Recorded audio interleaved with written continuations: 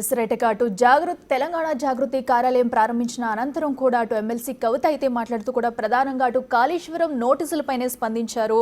So అసలు దీనికి సంబంధించి కూడా ధర్నా చేస్తామంటూ కూడా ఒక ప్రకటన అయితే ఇచ్చేస్తారు. ఇదే అంశానికి సంబంధించి మరింత సమాచారం అందించేందుకు మా ఎగ్జిక్యూటివ్ ఎడిటర్ అశోక్ లైవ్ లో ఉన్నారు. అశోక్ చెప్పండి. సో కవిత మాట్లాడుతూ కూడా ప్రధానంగా కేసీఆర్ కి ఇచ్చిన కాళేశ్వరం నోటీసులపైనే ఆమె మాట్లాడడం అయితే జరిగింది. సో ఇటు ప్రభుత్వాన్ని కూడా టార్గెట్ చేస్తూ కొన్ని వ్యాఖ్యలు చేశారు. సో దీన్ని ఎలా చూడాలంటారు? డీటెయిల్స్ ఏంటి? ఎస్, బేసిక్గా ఇవాళ జరిగిన ప్రెస్ మీట్లో జాగృతి కార్యాలయం ఓపెనింగ్ అనే కానీ మేడం జాగృతి కార్యాలయం ఓపెనింగ్ అనే కానీ బేసిక్గా బయట తెలంగాణ అంతా జరుగుతున్న డిస్కషన్ ఏంటంటే కొత్త పార్టీ గురించి అనౌన్స్ చేస్తారా లేకపోతే తన అసంతృప్తి మొత్తాన్ని కూడా ఈ ప్రెస్ మీట్లో అవి వ్యక్తం చేస్తారా అన్న డిస్కషన్ అయితే విస్తృతంగా సాగింది. అందుకని ఇవాళ జాగృతి కార్యాలయం ఓపెనింగ్ దగ్గర చాలా హడావుడి. ఆమె తరపున కొంతమంది కార్యకర్తలు కూడా వచ్చారు. సో ఈ నేపథ్యంలో అవి ఏం ప్రకటన చేస్తారు అనేది వెరీ ఇంట్రెస్టింగ్గా మారింది. ఇలా డిస్కషన్ జరుగుతున్న సందర్భంలోనే ప్రెస్ మీట్లో కేవలం తన తెలంగాణ జాగృతి కార్యాలయం ఓపెనింగ్కి సంబంధించి తెలంగాణ జాగృతి ఇకపై ఏం చేయబోతోంది అన్నదాని గురించి మాత్రమే కవిత మాట్లాడారు. అంతకుమించి ఒక్క మొక్కు కూడా వేరే ఇష్యూస్ గురించి మాట్లాడలేదు. అంటే చిట్ చాట్లో గత 2 రోజులుగా తన ఇంట్లో ఒకసారి చిట్ చాట్లో మాట్లాడారు అనేక అంశాలు. మంచిర్యాలలో చిట్ చాట్లో మరికొన్ని అంశాలు ప్రస్తావించారు.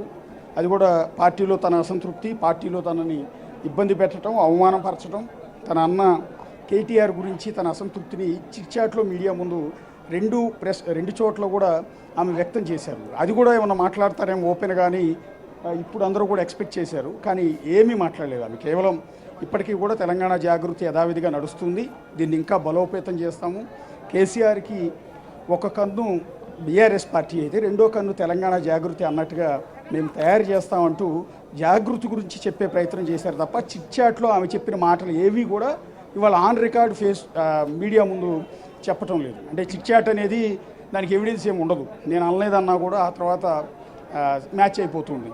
సో అవన్నీ నేను అనలేదు, మీడియా వాళ్ళే రాసుకున్నారనో లేకపోతే ఇంకోటో తప్పించుకునే అవకాశం ఉంటుంది. ప్రెస్ మీట్లో మాట్లాడితే ఆన్ రికార్డు ఉండిపోతుంది కాబట్టి, సో సాక్ష్యం ఉంటుంది కాబట్టి ప్రెస్ మీట్లో ఎక్కడ కూడా మాట్లాడలేదు. మీడియా వాళ్ళు ప్రశ్నించే సమయానికి ఆవిడ ప్రెస్ మీట్ ముగించుకుని వెళ్ళిపోవటం కూడా జరిగింది. సో కొత్త పార్టీ పెడతారా లేదా కాంగ్రెస్ పార్టీలో ఆవిడ చేరుతున్నారు అన్న ప్రచారం జరిగింది. దాని మీద ఏమైనా ఖండించడమో లేకపోతే యాక్సెప్ట్ చేయడం ఏదైనా చేస్తారేమోనని కొంత ఎక్స్పెక్ట్ చేశాం. యాజ్ ఏ జర్నలిస్టులుగా మేమందరం కూడా సంథింగ్ ఏదో కీలకమైన ప్రకటన అయితే చేస్తారనుకున్నాం. కానీ కొంత వ్యూహాత్మకంగానే కవిత అడుగులు వేస్తూ ఉన్నారు. సో వేరే పార్టీలో చేరటమా, కొత్త పార్టీ పెట్టడమా, లేకపోతే జాగృతిని యథావిధిగా కంటిన్యూ చేయటమా, తెలంగాణ జాగృతి పేరుతోనే కొత్త పార్టీ ఏమైనా ఏర్పాటు చేస్తారా, ఇలా రకరకాల డిస్కషన్ జరుగుతున్న సందర్భంలో వేటికి కూడా కవిత ఇప్పుడు క్లారిటీ ఇవ్వలేదు. ఒక విధంగా కేవలం ఒక ఇండికేషన్, అంటే కేసీఆర్ని ఒక మాట అంటే ఊరుకోను, కేసీఆర్ తెలంగాణ జాతిపిత, కేసీఆర్ కాళేశ్వరం ప్రాజెక్టు కట్టినందుకు ఆయనకు నోటీసులు ఇస్తారా, ఆయన నోటీసులు ఇచ్చారు కాబట్టి ఇందిరా పార్కులో నేను ధర్నా చేస్తాను అంటూ ఆ ధర్నా గురించిన సమాచారం చెప్పే ప్రయత్నం చేస్తున్నారు తప్ప ఎక్కడా కూడా తన అసంతృప్తిని ఆన్ రికార్డు మీడియా ముఖంగా ఎక్కడ కూడా ప్రస్తావించలేదు. ఆన్ రికార్డు చెప్తుందని ఎక్స్పెక్ట్ చేశాం, కానీ ఎక్కడ కూడా ఆవిడ ఆ జోలికి అనేది వెళ్ళలేదు. అసలు చిట్ చాట్లో మాట్లాడిన దానికి ఇవాళ ప్రెస్ మీట్లో మాట్లాడిన దానికి అసలు ఏమాత్రం సంబంధం లేదు. చిట్ చాట్లో అనేక సంచలనమైన విషయాలు కవిత మాట్లాడారు, చాలా సంచలన విషయాలు. తనను లిక్కర్ కేసులో అన్యాయంగా అరెస్టు చేయించారు, అది కూడా పార్టీలో ఉన్న దెయ్యాలు, కేసీఆర్ చుట్టూ కొంతమంది దెయ్యాలు ఉన్నారని మొన్న ఆన్ రికార్డు మాట్లాడారు. చిట్ చాట్లో ఇంకా చాలా అనేక అసంతృప్తి విషయాలు, తనని అరెస్ట్ చేయించారు, కుట్ర పన్నారు, తన మీద తనను అవమానించారు, ఎన్నో ఇబ్బందులు పెడుతూ ఉన్నారు. అశోక్ మీరు ఒకసారి లైన్ లో ఉండండి, మనకు ఒక బ్రేకింగ్ అందుతుంది.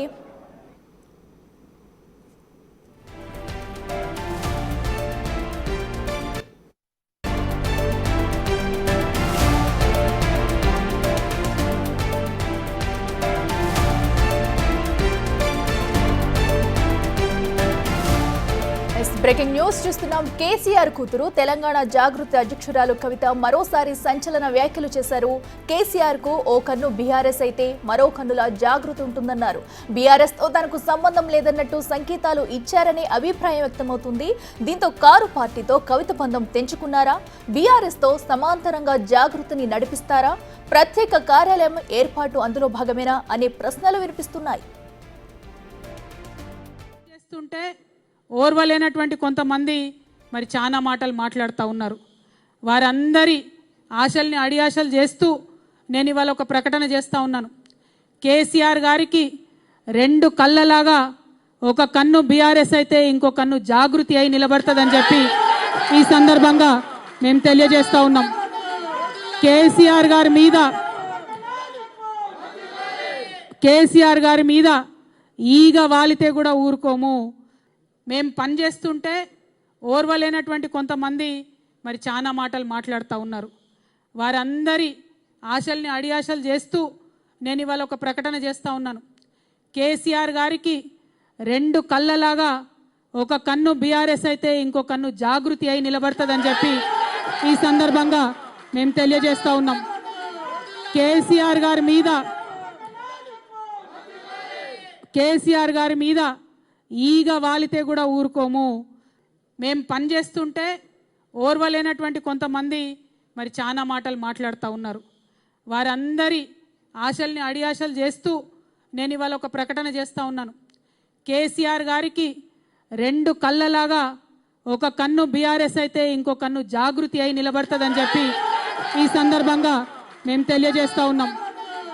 కేసీఆర్ గారి మీద ఈగ వాలితే కూడా ఊరుకోము.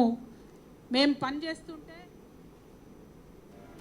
ఎస్ చూసాం కదా. ప్రస్తుతం అయితే ఎమ్మెల్సీ కవిత చేసిన వ్యాఖ్యలైతే మరోసారి సంచలనం రేపుతున్నాయని చెప్పాలి. సో కేవలం కేసీఆర్ గురించి, కాళేశ్వరం, అటు నోటీసుల గురించే ఆమె దీనిలో అయితే ప్రధానంగా చర్చించారు. ఎస్ ఇక మా executive editor Ashok back to live. Yes Ashok చూసాం కదా, ఆవిడ క్లియర్గా కూడా చెప్తున్నారు. ఎందుకంటే కేసీఆర్ మీద ఈగ వల్ల అటు బీఆర్ఎస్ కానీ ఇటు జాగృతి కూడా ఊరుకోదంటూ చెప్తున్నారు. అంటే బీఆర్ఎస్ వేరు, జాగృతి వేరు, నేను దాని నుంచి సెపరేట్ అయిపోయానన్నట్టే ఈ వ్యాఖ్యలు ఉన్నాయనుకోవచ్చా?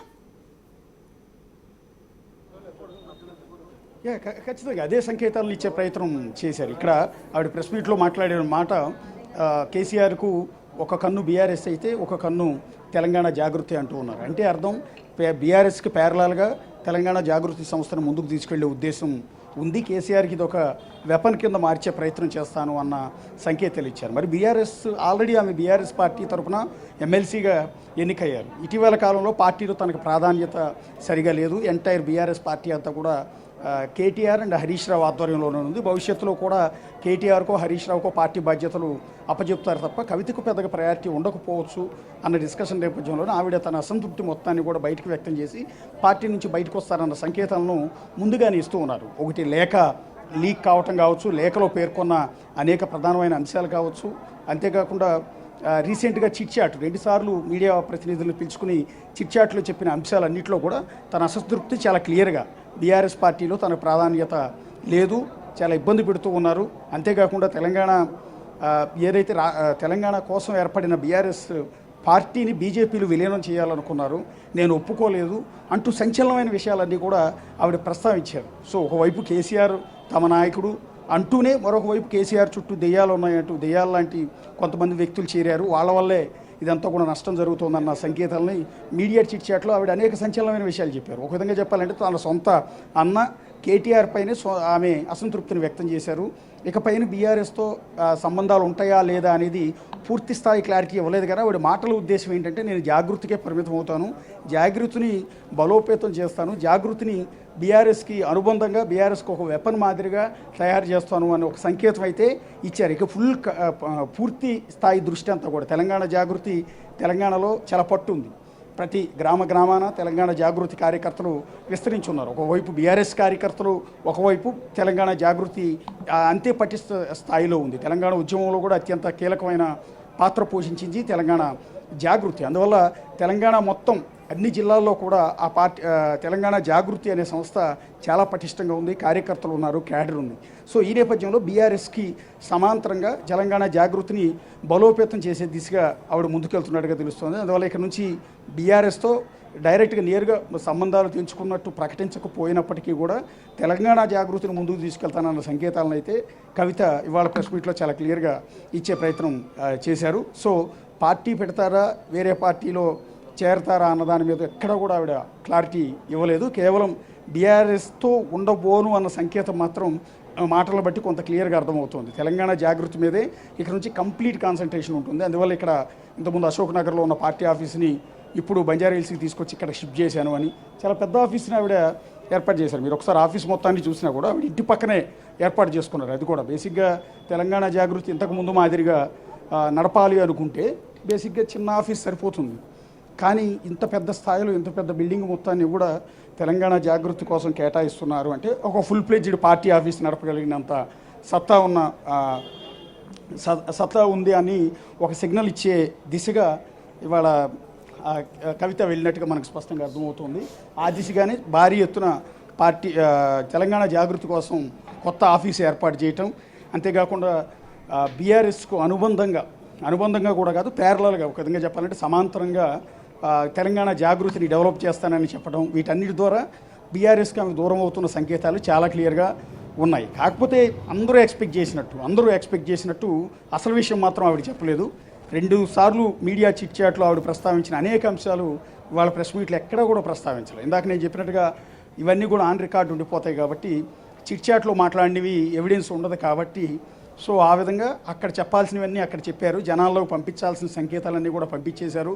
బీఆర్ఎస్లో తను ఉండబోను అని, బీఆర్ఎస్ తనను పక్కన పెట్టింది అని, బీఆర్ఎస్లో తనకు ప్రాధాన్యత లేదు అని, కేసీఆర్ చుట్టూ ఉన్న వ్యక్తులు తనను ఇబ్బంది పెడుతూ ఉన్నారని, బీఆర్ఎస్ పార్టీని బీజేపీలో విలీనం చేయబోతున్నారని, ఇట్లా రకరకాల సంచలనమైన అనేక అంశాలని ఆమె మీడియా చిట్ చాట్లో మాట్లాడారు తప్ప, ఆఫ్ ది రికార్డ్ మాట్లాడారు తప్ప ఆన్ రికార్డ్ ఎక్కడ కూడా కవిత మాట్లాడేది. వాళ్ళ ప్రెస్ మీట్లో కూడా అదేవిధంగా ఆవిడేమో సంచలనమైన విషయం చెప్తుందేమో అని ఎక్స్పెక్ట్ చేశారు. కానీ అలాంటిది ఏమీ లేదు. కేవలం తెలంగాణ జాగృతిని మరింత బలోపేతం చేస్తూ మరింత స్ట్రెంథెన్ చేస్తాము, దీనిపైన ఉద్యమాలు చేస్తాము అనేది ఆవిడ చెప్తున్న సంకేతాలు. రేవంత్ రెడ్డి సర్కార్కి వ్యతిరేకంగా తెలంగాణ జాగృతి నుంచి కూడా ఫైట్ చేసింది. పర్టికులర్గా గోదావరి నీళ్లను ఆంధ్ర ప్రభుత్వం చంద్రబాబు నాయుడు 200 టీఎంసీలు ఎత్తుకుపోయే ప్రయత్నం చేస్తున్నారు. బనకచెర్ల ప్రాజెక్టు కడుతూ ఉంటే రేవంత్ రెడ్డి ఎక్కడ కూడా క్వశ్చన్ చేయటం లేదు, ప్రశ్నించడం లేదు. అదే కేసీఆర్ గోదావరి నీళ్ళని ఆపటానికి కాళేశ్వరం లాంటి ప్రాజెక్టు కట్టి తెలంగాణ గ్రామానికి ప్రతి ఎకరాకు నీళ్లు 1000 ఎకరాలకు నీళ్లు ఇస్తే ఆయనకు నోటీసులు ఎందుకు ఇస్తారు, అంటే ప్రాజెక్టు కట్టినందుకు ఆయనకు నోటీసులు ఇస్తారా అంటూ ఆవిడ ప్రశ్నించారు. అలాంటి వ్యక్తికి నోటీసులు ఇచ్చిన అంశంపైనే తాను 4వ తేదీన భారీ ధర్నా కార్యక్రమం ఇందిరా పార్క్లో చేస్తూ ఉన్నాను అంటూ అది మాత్రమే చెప్పుకునే ప్రయత్నం చేశారు. అందువల్ల ఏంటి ఇక పైన మనకు కంప్లీట్ అర్థమవుతున్నది ఏంటంటే కొంతకాలం అయితే కొత్త పార్టీ పెట్టకపోవచ్చు, బహుశా అనౌన్స్ చేయకపోవచ్చు. కొద్ది కాలం తెలంగాణ జాగృతి పేరుతోనే అంటే బీఆర్ఎస్తో సంబంధం లేకుండా బీఆర్ఎస్తో అంటీ ముట్టనట్టుగానే ఉండి బయటకు వచ్చినట్టు ప్రకటించకుండా తెలంగాణ జాగృతి ద్వారా తెలంగాణ మొత్తంలో విస్తరించే ప్రయత్నం ఆవిడ చేయబోతున్నారు. తెలంగాణ జాగృతి ద్వారా బీఆర్ఎస్ కంటే కూడా యాక్టివ్గా జనాల్లోకి వెళ్ళే ప్రయత్నం చేస్తూ ఉన్నారు. తెలంగాణకి జరుగుతున్న నష్టం కావచ్చు, ప్రభుత్వానికి వ్యతిరేకంగా చేసే కార్యక్రమాల విషయంలో బీఆర్ఎస్ విఫలమవుతోంది కాబట్టి తెలంగాణ జాగృతి ఆ అంశాలన్నింటినీ కూడా భుజానెత్తుకుని రేవంత్ రెడ్డి సర్కారుకు వ్యతిరేకంగా ఇకపైన పోరాటం చేసే అవకాశం చాలా క్లియర్గా కనిపిస్తుంది. అంటే ఇక నుంచి రేపటి నుంచి ప్రతిరోజు కూడా తెలంగాణ జాగృతి అంటూ కవిత అదే కండువా వేసుకుని బీఆర్ఎస్ కండువా బహుశా ఇకపైన వేసుకునే అవకాశం లేదు. తెలంగాణ జాగృతి కండువా వేసుకుని తెలంగాణ మొత్తం పర్యటించే అవకాశాలు కూడా చాలా క్లియర్గా కనిపిస్తూ ఉన్నాయి. ప్రజా సమస్యల మీద తెలంగాణ జాగృతి పేరుతోనే కవిత ఫైట్ చేయబోతూ ఉన్నారు. బీఆర్ఎస్తో అయితే దాదాపుగా ఆమె కటీఫ్ చేసుకున్నట్టే దీన్ని బట్టి అర్థమవుతుంది. ఆవిడ మాటల్లో కూడా విన్నాము. ఎందుకంటే తెలంగాణ జాగృతి ద్వారా కూడా ఇప్పుడు ఏం చేయబోతామన్నది కూడా చెప్పారు. అలాగే అటు ఎవరైతే ఉన్నారో దళితులకు సంబంధించి కూడా పోరాటం చేస్తామో, ఎవరెవరికి ఎలా న్యాయం చేయాలో అన్ని వర్గాల వారికి కూడా న్యాయం చేస్తాం జాగృతి పార్టీ ద్వారా అంటూ కూడా కవిత చెప్పుకొచ్చారు. అంటే దీంతోనే యాక్టివేట్ చేయబోతున్నాం అంటూ కూడా ఒక సంకేతం ఇచ్చారనుకోవచ్చా? ఎస్, ఖచ్చితంగా బీఆర్ఎస్ పార్టీకి ప్యారలాల్గా అనుబంధంగా ఉండేది ఇంతకుముందు తెలంగాణ జాగృతి అనేది. ఇక్కడ క్లియర్ పిక్చర్ అందరికీ సింపుల్గా అర్థం కావడానికి, తెలంగాణ జాగృతి అనేది తెలంగాణ ఉద్యమం సమయంలో పుట్టింది 18 ఏళ్ల క్రితం. అది కూడా తెలంగాణ ఉద్యమంలో చాలా కీలక పాత్ర పోషించింది. సో అందరినీ తెలంగాణ ప్రజల మొత్తాన్ని కూడా జాగృతం చేయటంలో, మేల్కొల్పటంలో కీలక పాత్ర వహించింది తెలంగాణ జాగృతి. అయితే అది ఎంత చేసినా అప్పుడు తెలంగాణ రాష్ట్ర సమితి ఏదైతే కేసీఆర్ పెట్టిన తెలంగాణ రాష్ట్ర సమితి టీఆర్ఎస్ పార్టీకి అనుబంధంగా మాత్రమే తెలంగాణ జాగృతి సంస్థ నడిచేది.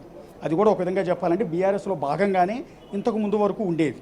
అందువల్లే దాన్ని బీఆర్ఎస్ అనుబంధ సంస్థ కిందే చూసేవాళ్ళు తప్ప విడిగా ఎక్కడ కూడా చూసేవాళ్ళు కదా. కానీ ఇకపైన జరగబోయే పరిణామం ఏంటంటే బీఆర్ఎస్ అనుబంధ సంస్థ కాస్త బీఆర్ఎస్ సమాంతర వ్యవస్థ కింద మారబోతోంది. అనుబంధ సంస్థ కాస్త సమాంతర వ్యవస్థ కింద ఎదగబోతోంది. ఎందుకంటే ఇంతకుముందు అనుబంధ సంస్థ అంటే అందులో ఇంక్లూడింగ్ అయినట్టు, అంటే బీఆర్ఎస్ జేబులో జాగృతి సంస్థ ఉన్నట్టే. కానీ ఇక నుంచి ఆ జేబులోంచి బయటకు వచ్చి సమాంతరంగా ఒక వ్యవస్థను, ప్రత్యేక వ్యవస్థని బిల్డ్ చేయటం, దాన్ని బలోపేతం చేయటం. అంటే ఒక విధంగా చెప్పాలంటే బీఆర్ఎస్ చేయలేనివి కూడా తెలంగాణ జాగృతి చేసి చూపిస్తుంది తెలంగాణలోనే సంకేతాలు ఇచ్చే ప్రయత్నం చేసాం. అలా తెలంగాణ జాగృతిని బీఆర్ఎస్కు ప్యారలాల్గా నడుపుకుంటూ వెళ్ళే ప్రయత్నం చేస్తున్నారు. అందుకని ఆవిడ మాటలను బట్టి చాలా స్పష్టంగా అర్థమవుతుంది మనకి. కేసీఆర్కి ఒక కన్ను బీఆర్ఎస్ పార్టీ అయితే రెండో కన్ను తెలంగాణ జాగృతి చేస్తాం, కేసీఆర్ పైన ఈగ వాలనీయం అన్న సంకేతాలు చాలా క్లియర్గా ఇచ్చారు.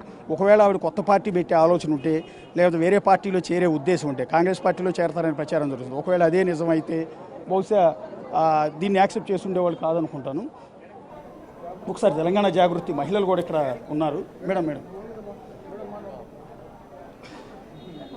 సార్, ఇక్కడ తెలంగాణ జాగృతి కవితకు మద్దతుగా చాలామంది మహిళలు అయితే ఇక్కడికి వచ్చారు. వాళ్ళంతా కూడా ఆవిడికి మద్దతు ఇచ్చి వెళ్తూ ఉన్నారు.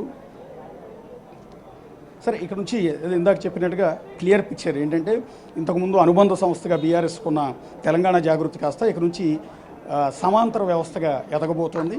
ఉద్యమాలు అయితే చాలా పెద్ద ఎత్తున చేయబోతోంది. ఎస్ అశోక్, అయితే ఇప్పుడు మనం చూసుకున్నట్టయితే ఒక పార్టీలో అనేది ఇంత గందరగోళం నెలకొన్నది. ఎందుకంటే కవిత లేఖ లీక్ అయిన తర్వాత కూడా ఎంత గందరగోళమైందో కూడా మనందరం చూస్తూ వచ్చాము. అయితే ఇప్పటి వరకు కూడా ఎక్కడన్నా దీన్ని క్లారిటీ ఇస్తారంటూ వెయిట్ చేస్తున్నాం. అదేమీ లేకుండా ఈ రోజు అయితే అటు ధర్నా నిర్వహిస్తామంటూ కూడా అటు అధికార ప్రభుత్వానికి వ్యతిరేకంగా వ్యాఖ్యలు చేస్తూ ధర్నా అనేది ఇప్పుడు తెరపైకి కొత్తగా వచ్చింది. ఒకవేళ పబ్లిక్ అటెన్షన్ డైవర్ట్ చేయడానికో, లేదంటే పార్టీలో ఇప్పుడు జరుగుతున్న అంతర్గత పోరుపై విమర్శలు వస్తున్న వేళ వాటిని డైవర్ట్ చేసేందుకు సభ నిర్వహిస్తున్నారనుకోవచ్చు ఈ ధర్నా? ఎస్, ఖచ్చితంగా. ఎందుకంటే బేసిక్గా కవిత ఊహించిన పరిణామం ఏంటంటే, కవిత పార్టీ మీద అసంతృప్తిని వ్యక్తం చేస్తారు. ఆమె చిట్చాట్లో కూడా సంచలనమైన విషయాలు చెప్పుకొచ్చారు. తన అన్న మీద అసంతృప్తి కావచ్చు, పార్టీలో జరుగుతున్న వ్యవహారాలు కావచ్చు, పార్టీని బీజేపీలో విలీనం చేస్తున్నారన్న ప్రచారం అంశం కావచ్చు, వీటన్నిటి గురించి కూడా కవిత బయటికి చెప్పేశారు. ఇదే క్రమంలో అందరూ ఎక్స్పెక్ట్ చేసింది ఏంటంటే, బేసిక్గా కవిత ఈ పార్టీ నుంచి బయటకు వచ్చి కొత్త పార్టీ పెట్టబోతున్నారేమో, బహుశా అటు షర్మిల మాదిరిగా ఈవిడ కూడా కొత్త పార్టీ పెడతారేమో డిస్కషన్ జరిగింది. ఈ తరుణంలోనే, ఈ డిస్కషన్ జరుగుతున్న సమయంలోనే, అంటే ఆమె రాసిన లేఖ లీక్ అయిన దగ్గర నుంచి ఇష్యూ అంత గ్యాప్, బీఆర్ఎస్కు ఆవిడికి మధ్య గ్యాప్ పెరిగిపోయిందన్న చర్చ జరుగుతున్న సందర్భంలోనే పత్రికల్లో బ్యానర్ ఐటమ్స్ కింద కవిత కాంగ్రెస్ పార్టీలో చేరబోతున్నారు. ఇప్పటికే కాంగ్రెస్ అధిష్టానంతో ఆవిడ డిస్కషన్ కూడా చేశారు. సో కాంగ్రెస్ అధిష్టానం రాష్ట్రంలో ఉన్న కాంగ్రెస్ పార్టీ నాయకుల్ని అడిగారు, దీనిపైన ఒపీనియన్ అడిగితే ఇప్పుడున్న పరిస్థితుల్లో కవితను మన పార్టీలోకి తీసుకుంటే తండ్రి కూతురులను విడగొట్టి బీఆర్ఎస్ని విడగొట్టామన్న సంకేతాలు తెలంగాణ ప్రజల్లోకి వెళ్తాయి, అది మనకు నష్టం చేరుస్తుంది. కాబట్టి వద్దు అని తెలంగాణ కాంగ్రెస్ నేతలు అధిష్టానానికి చెప్పినట్టుగా పత్రికల్లో కథనాలు వచ్చాయి. ఇక దానితో పాటు ఆవిడ ఒక ప్రపోజల్, అంటే నాతో పాటు 6 ఎమ్మెల్యేలు వస్తారు, మంత్రి పదవి ఇస్తారా నాకు అని ఒక ప్రపోజల్ని కాంగ్రెస్ పార్టీ ముందు పెట్టిందన్న కథనాలు కూడా పత్రికల్లో వచ్చేసాయి. బేసిక్గా ఆవిడ తన అసంతృప్తిని వ్యక్తం చేస్తూ పార్టీ నుంచి బయటకు వచ్చి కొత్త పార్టీ పెడతారనుకున్న డిస్కషన్ జరుగుతున్న సందర్భంలో పత్రికల్లో వచ్చిన ఈ కథనాలతో ఒక్కసారిగా చర్చ అంతా కూడా అటుపక్కకు వెళ్ళిపోయింది. అయ్యో అవునేమో, ఒకవేళ ఆమె బీజేపీలోకి వెళ్ళలేదు, ఎందుకంటే బీజేపీ ప్రభుత్వం ఆమెను అరెస్ట్ చేయించింది అనేది ఆవిడ పదే చెప్తున్నమాట. కాబట్టి ఆ పార్టీలోకి వెళ్ళదు. కాబట్టి నెక్స్ట్ ఉన్న alternative party Congress party. So Congress పార్టీలోకి వెళ్తారేమో, ఒకవేళ ఆవిడని నమ్మి ఆవిడతో పాటు ఒక 5-6 ఎమ్మెల్యేలు వస్తారేమో, ఆవిడకి మంత్రి పదవి ఇవ్వడానికి కాంగ్రెస్ పార్టీ ఒప్పుకుంటుందేమో అని అనుకున్న డిస్కషన్ జరిగింది. ఇదే తెలంగాణ మొత్తం కూడా డిస్కషన్ జరిగింది. పర్టికులర్గా బీఆర్ఎస్ పార్టీలో విపరీతమైన చర్చ జరిగింది. ఒకవేళ కవిత నిజంగా తప్పు చేస్తుందా, కవిత వెంట వెళ్ళే ఎమ్మెల్యేలు ఎవరు, కవిత వెంట నడిచే కార్యకర్తలు ఎవరు అంటూ బీఆర్ఎస్ పార్టీ కూడా తమ అంతర్గత పార్టీ ఇంటెలిజెన్స్ మొత్తాన్ని కూడా ప్రయోగించి ఆరాధిస్తున్న సమాచారం కూడా తెలిసింది. ఎవరెవరు కేసీఆర్ కవితతో టచ్లో ఉన్నారు, ఎవరెవరు రెగ్యులర్గా కవితతో మాట్లాడుతూ ఉన్నారు, ఎవరు కవిత వెంట నడిచి వెళ్ళే అవకాశం ఉంటుంది ఒకవేళ నిజంగా కాంగ్రెస్లో ఆమె చేరితే అన్న దాని మీద బీఆర్ఎస్ పార్టీ చాలా తీవ్రంగానే ఆరాధిస్తూ వస్తోంది. ఈ తరుణంలో తన మీద ఆ ముద్ర వేశారు కాబట్టి ఆల్రెడీ పత్రికల్లో వచ్చిన అంశాన్ని ఆవిడ ఖండిస్తూ ఒక ట్వీట్ చేశారు. తనను సంప్రదించకుండా ఇలాంటి వార్తలు రాయటం అనేది జర్నలిజమా, శాడిజమా అంటూ ఒక ట్వీట్ కూడా చేశారు. అది చేసిన తర్వాత ఆవిడ మీద సోషల్ మీడియాలో రకరకాల ప్రచారం జరుగుతుంది. అది కూడా బీఆర్ఎస్ పార్టీయే చేయిస్తోంది, కేటీఆర్ చేయిస్తున్నారన్న సంకేతాలని ఆవిడ మీడియా చిట్ చాట్లో ఇచ్చారు. నేను బీఆర్ఎస్లోనే ఉన్నాను, నీ చెల్లెల్ని, నా పైన ఈ విధమైన దుష్ప్రచారం చేయడం ఎంతవరకు కరెక్ట్, సోషల్ మీడియాలో ఇష్టం వచ్చినట్టు కావాలని చేస్తున్నారు బీఆర్ఎస్ తరఫు నుంచి అంటూ ఆవిడ ఆవేదన అంతా కూడా వెళ్ళగక్కారు. ఇదే సమయంలో ఆవిడ కాంగ్రెస్ పార్టీలో చేరతారని వచ్చిన ప్రచారం నేపథ్యంలో కొంత ఇబ్బందికరమైన పరిస్థితి తలెత్తింది ఆవిడకి. బేసిక్గా ఆవిడ కొత్త పార్టీ పెడితే ఈక్వేషన్ వేరుగా ఉంటుంది, కాంగ్రెస్ పార్టీలో చేరితే ఈక్వేషన్ వేరుగా ఉంటుంది. మరొక వైపు అటు ఆంధ్రాలో షర్మిలతో కవితను పోలుస్తూ ఆంధ్రాలో షర్మిలతో ఇటు కవితను పోలిస్తూ కొంత డిస్కషన్స్ కూడా చేస్తున్నారు. కొంతమంది ఆవిడ కొత్త పార్టీ పెట్టినా లేకపోతే కాంగ్రెస్లో కలిసినా కూడా షర్మిల పరిస్థితే ఈవిడికి కూడా వస్తుందంటూ ఆవిడతో కంపేర్ చేస్తూ డిస్కషన్ చేస్తున్నారు. ఈ నేపథ్యంలో ఆ కాంగ్రెస్ ముద్ర పోవాలి అంటే తాను కాంగ్రెస్లో చేరబోవటం లేదు అనే సంకేతాలు తెలంగాణ ప్రజలకి బీఆర్ఎస్ నాయకులకి ఇవ్వాలి అంటే కాంగ్రెస్ ప్రభుత్వాన్ని తిట్టాలి. అందులో భాగంగానే వాళ్ళ రేవంత్ రెడ్డి సర్కార్ని తిట్టడం కావచ్చు. జై తెలంగాణ అని రేవంత్ రెడ్డి ఎప్పుడు కూడా అనడు. అలాంటి వ్యక్తికి ఆ సీట్లో కూర్చునే హక్కు కూడా లేదు. ఇమీడియట్గా దిగిపోవాలి అని. అంతేకాకుండా ఎల్లుండి రాష్ట్ర అవతరణ దినోత్సవం రోజైనా రేవంత్ రెడ్డి జై తెలంగాణ అన్న మాట ఆయన నోటి వెంట నుంచి రావాలని, అమరవీరులకు నివాళి అర్పించాలన్న డిమాండ్ని ఆవిడ తెర మీదకి తీసుకొచ్చారు. ఒక విధంగా చెప్పాలంటే రేవంత్ రెడ్డి లాంటి వ్యక్తి సీఎంగా ఉండటం మన కర్మ అంటూ ఆవిడ ఎంటైర్ కాంగ్రెస్ ప్రభుత్వాన్ని విమర్శించే ప్రయత్నం చేశారు. ఎందుకు అంటే తన మీద ఆల్రెడీ కాంగ్రెస్ ముద్ర ఉంది కాబట్టి కాంగ్రెస్లో చేరుతున్నారన్న ప్రచారం మీడియాలో జరిగిపోయింది. పర్టికులర్గా పత్రికల్లో బ్యానర్ ఐటమ్స్ కింద వచ్చేసాయి కాబట్టి సో ఆ ముద్ర నుంచి బయటికి రావాలి. నేను కాంగ్రెస్లోకి వెళ్ళబోవటం లేదు, అది ప్రచారం మాత్రమే, దాన్ని నమ్మొద్దు అన్న సంకేతాలు తెలంగాణ కేడర్కి ప్రజలకి ఇవ్వాలి. కాబట్టి ఆవిడ తెలంగాణ కాంగ్రెస్ ప్రభుత్వాన్ని, రేవంత్ రెడ్డిని విమర్శించే ప్రయత్నం చేశారు. రేవంత్ రెడ్డి ప్రభుత్వం తీసుకుంటున్న నిర్ణయాలకు వ్యతిరేకంగా పైన ఉద్యమాలు చేపడతానన్న సంకేతాన్ని వాళ్ళ ప్రెస్ మీట్లో ఇచ్చే ప్రయత్నం చేశారు. అందులో ప్రధానమైన అంశం బనకచెర్ల ప్రాజెక్టు. ఆంధ్రప్రదేశ్ అయితే ఇప్పుడు మనం చూస్తున్నాము అటు బీఆర్ఎస్ పార్టీ నుంచి ఇటు జాగృతికి అయితే షిఫ్ట్ అయినట్టే మనకి చెప్పకనే చెప్తున్నారు. అయితే ఈ తరుణంలో ఒకవేళ ఎమ్మెల్సీ పదవికి అటు బీఆర్ఎస్ పార్టీకి ఏమైనా రాజీనామా చేసే అవకాశం ఉందనుకోవచ్చా? ప్రస్తుతానికి చేయకపోవచ్చు. ఎందుకంటే ఆ సంకేతాలు ఎక్కడ కూడా ఇవ్వటం లేదు. కేవలం బీఆర్ఎస్కు ప్యారలాల్గా జాగృతి సంస్థను ముందుకు తీసుకెళ్తానని చెప్తున్నారు తప్ప బీఆర్ఎస్ పార్టీకి ఎమ్మెల్సీకి అది కొద్ది రోజుల తర్వాత తెలంగాణ జాగృతి తెలంగాణ ప్రజల్లోకి వెళ్ళినప్పుడు కొంతకాలంగా కొంత ఇన్యాక్టివ్గా ఉంది. సో ఈ నేపథ్యం ఆవిడ జైలుకి వెళ్ళిన తర్వాత జాగృతి కొంత ఇన్యాక్టివ్ అయిన నేపథ్యంలో ఇకపైన పికప్ చేసే ఉద్దేశంలో జనాల్లోకి వెళ్ళిన సందర్భంలో తెలంగాణ జాగృతిని ప్రజలు ఎలా స్వీకరిస్తున్నారు, ఒకవేళ బీఆర్ఎస్కు ప్యారలాల్గా తెలంగాణ జాగృతి వెళ్తే తెలంగాణ ప్రజలు హర్షిస్తారా, యాక్సెప్ట్ చేస్తారా, కవితని అదేవిధంగా అంగీకరిస్తారా కేసీఆర్ కూతురుగా, ప్యారలాల్గా అంటే బీఆర్ఎస్కి ప్యారలాల్గా ఎదుగుతాను అంటే తెలంగాణ ప్రజలు ఒప్పుకుంటారా?